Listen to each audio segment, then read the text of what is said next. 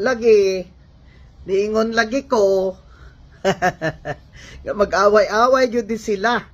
Kung kaning si Saldi ko makauli o magtestigo na gyud, kaning si Martin Romualdez o si BBM mo may mastermind kaning ilang pangawat sa budget sa flood control for the last 3 years. Yan. So, katong gibalita nga deport na si Saldi ko kana.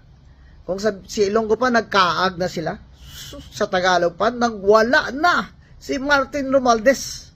So, anong sa'yo mahitabo karon? Sigurado makawaran to pa-rescue ni si Martin Romualdez. Ipapriso bang yun ni siyang Rimulya kay wala na may lain nga itudlo si BBM o si Rimulya kung kinsay mastermind. Di man yun sila pwede nga si BBM ang mastermind.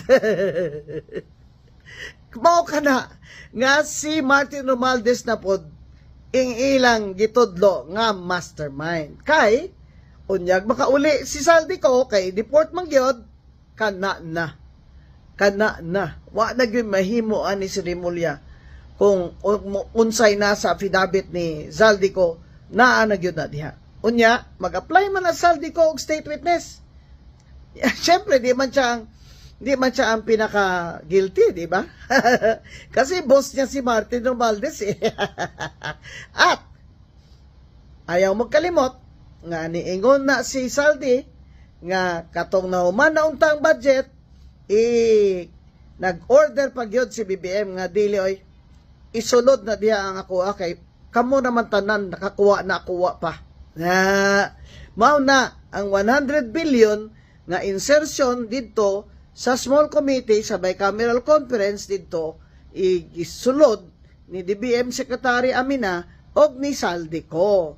Aniyon si Saldi ko nga kanang 100 billion ang kickback ana ni BBM 25 billion nga iyang gipahatod sa iyang mga security guards nga mga former Marines. Mao na nga pagguwa sa 18 Marines, di ba? Sobra kaayo ilang tinapalan talaga nila eh. Gipunggan gid nila mga Marines. Pero nakagawa man gyud. Nga niingon nga naghatod man gyud sila malita didto sa balay ni BBM o sa balay ni Martin Romualdez. Wala mga igala. Abangan ang susunod na kabanata sa buhay ni Martin Romualdez. Niingon na bagyod si Martin nga di gid ni mahimo. Kay sigihan ninyo ko kay dadon ta man Moscow. Dadon ta mo sementeryo, yan siya. I will not go alone. I will take you with me. Hala ka, BBM. Unsa naman na? Ngilgi kayo.